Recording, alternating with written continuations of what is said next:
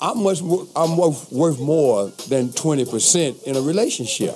Wow. Listen, we got to take too much to the table. It's not your value in the relationship. Yes, it is. It's If you done said I can't spend no more than 20% of the money. Not your own contribution. Don't make Nancy get up in you, Bobby. We about to take a quick break. I'll be right back. I brought my gloves, Nancy. We can go a couple of rounds. All right. We'll be right back. Nancy, hold on. I'm going to come back to you.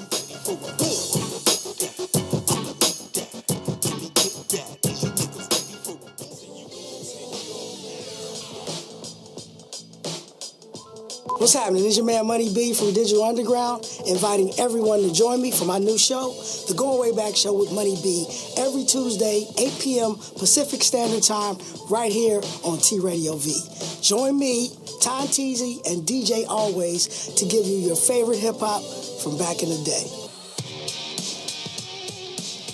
Right here on TradioV.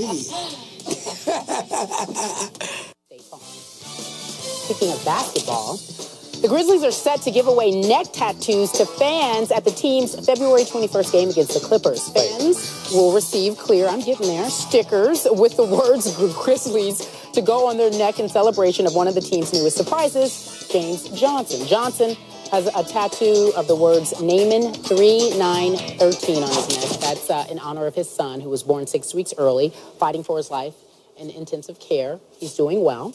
So we're asking Ryan Clark, who is our resident expert, also athlete, is there a fascination or some type of correlation with professional athletes and tattoos? I don't think so. I think tattoos are popular everywhere. You know, it's a lot of non-athletes who have full sleeves, of, you know, on their arms, on their legs, on their back, guys with tattoos on their neck. So I think some people do it for the artistry. A lot of people feel like when you put something on your body in ink, it's permanent. So they do things that are important to them. Obviously, the neck tattoo that James Johnson has is important to him. It's important to represent his son. You know, he was born early, and he's been in intensive care fighting.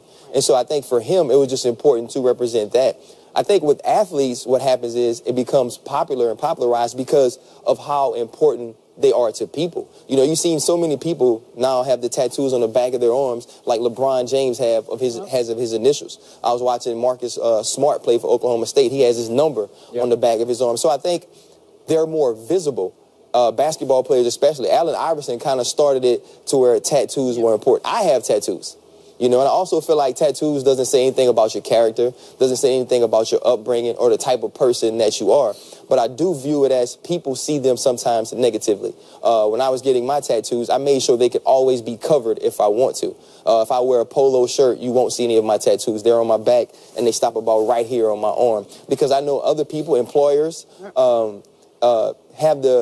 they can, at their discretion, say, you know what, I don't want this person representing my company this way. I don't necessarily know if it's a fascination so much with athletes and tattoos as it is to people being fascinated by the tattoos that athletes have. Stephen A., your take on this? Nope. Go ahead, Skip. You wanted to discuss it. I want to hear what you have to say. I'm coming. I actually want to hear what you have to say. I think the floor is yours. Ryan, you want to go again? Well, what I think is... In all seriousness, I don't find it to be a joking matter. And I've been on the record saying this, so I'm going to be very careful about what I say because I don't mind being held accountable for what I say and what I mean. I just hate when people misconstrue what I say, like I don't have a command of the English language or something. I think I'm very clear. I don't have Okay, so I'm doing Geoff Brown's rant. That's a pretty popular video. Everybody heard... Stephen A. go in on the tattoos, right? To me, this is the problem with the African-American community as a whole. We're fucking opportunity slaves. His whole rant was about ruining an opportunity, right? If you wear the tattoo, you're going to be judged a certain way. You remember a few years back when that report came out that says... if your name sounds black, people won't hire you, right? So what do black people do? They started naming their kids normal names instead of Shaquanda Lisa. And I'm not an advocate of Shaquanda Lisa or Orangelo or Lemangelo. Don't name your kid Lemangelo, okay? But the point that I'm making is we're always adjusting and shifting our behavior, our nature, in order to be prepared for an opportunity. In my opinion, that is a perpetual victim. Take Macklemore. Fuck the music industry. I'm going to make records outside of the music industry and come around and grab 4 Grammys from the music industry. We never go outside of the system. We're always trying to be that perfect little person to fit within the system so we can get the opportunity. No disrespect. You heard Stephen A. say, I can't come into ESPN with tattoos. Well, you had a perfect example of somebody who was at ESPN with tattoos and the brother who was explaining the meaning of tattoos. He said, they don't come past my arm, and when I wear a polo or a suit, you can't see them. Mm-hmm. What about the culture and the history of tattoos? From the islanders, from Polynesians, from Africa, from the different cultures around the world. That is the problem with black people in this system. We tend to try to mold ourselves to a system that never gave 2 shakes of a fat rat's ass about us unless we behaved properly. Think about it. We want Jackie Robinson, but Jackie, you're going to have to take shit down your throat from us in order to be the conduit for the type of black man we want in the major leagues. Imagine if we would have kept the Negro Leagues. Imagine how much the Negro Leagues would be worth today if we never crossed the line. And I'm not saying segregation, stay black, but I'm saying look at what we owned before we integrated. We are losing who we really are, and we're just becoming opportunists to those that are creating the opportunities for us. Imagine if the Harlem Globetrotters had a league, a real league with ball players, right? Our problem is we have to behave a certain way, and we know at some point, especially black men, let's just be honest, black men can only take so much of that kowtow and shit. Am I lying, Bobby? No, you're not. But what I have to speak on about the tattoo issue is, what does it really mean? Our comrade, Corey Holcomb, did a joke a few years ago where he said this guy put a tattoo of his girlfriend on his right breastplate. Then he put a tattoo of the child that they had together on his left breastplate. And he put a tattoo of his best friend in the center of his chest.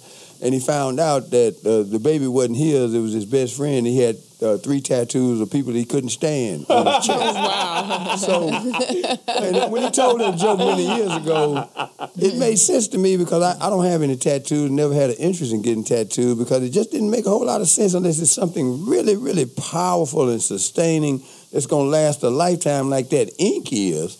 What is it? Because it just, I don't know. And I agree with you. It's got to mean something, but at the same time, our culture gets policed at every turn.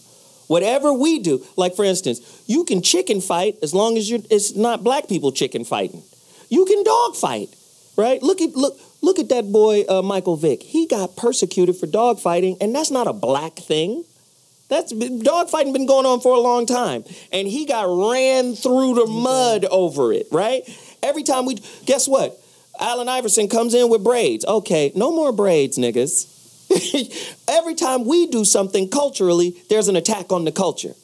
So then are you saying that we should just, if we have an inclination to do or express ourselves a certain way, we should not be concerned about... I'm going to say something real controversial right now. Okay. Black people... And you know, this is a big argument out there right now. Black people and gay people don't have the same struggle. You saw that T-shirt, gay is the new black? Yeah, I saw that. Oh, yeah. So this is, we don't have the same struggle. But we do try to interface the monster of the system the same way. And that is, why are gay people trying to fight their way into Christianity? Christians hate you, according to their Bible. You're an abomination. So why not create your own religion? Why you got to force yourself into Christianity? There's another thing. Did you see the gay dudes that are forcing themselves into the sorority of the AKAs? No. They got their own little branch. Are you kidding? Like, hey, you are dudes. Why not just make a gay fraternity? Why you got to be an AKA? And black people do the same thing. I was at the NAACP Awards. You see the sister...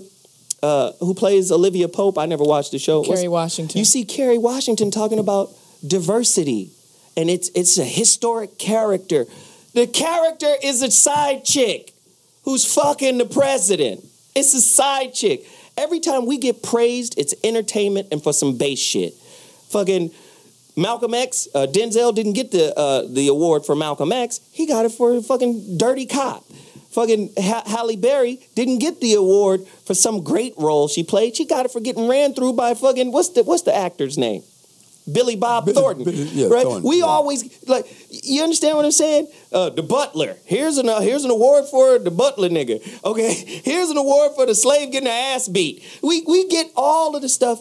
We get praised for a narrative that is for servitude. We don't get praised for who we really are. We're bigger than entertainment. We're bigger than all of the shit that we're playing the game just to be a part of. Bobby? Well, it goes back to perceived value, and what I mean by that is, we have never been able to monetize any of these things we're talking about. We don't own the tattoo shops.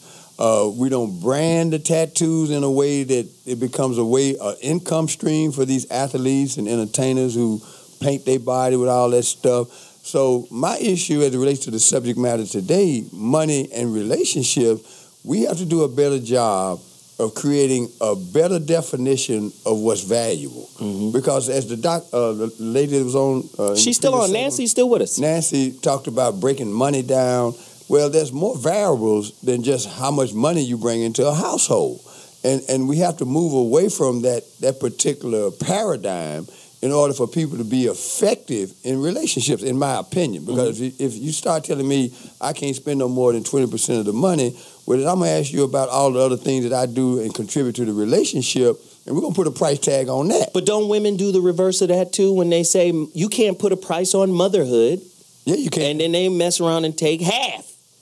They take half. Then Nancy? Then it wasn't 20% then.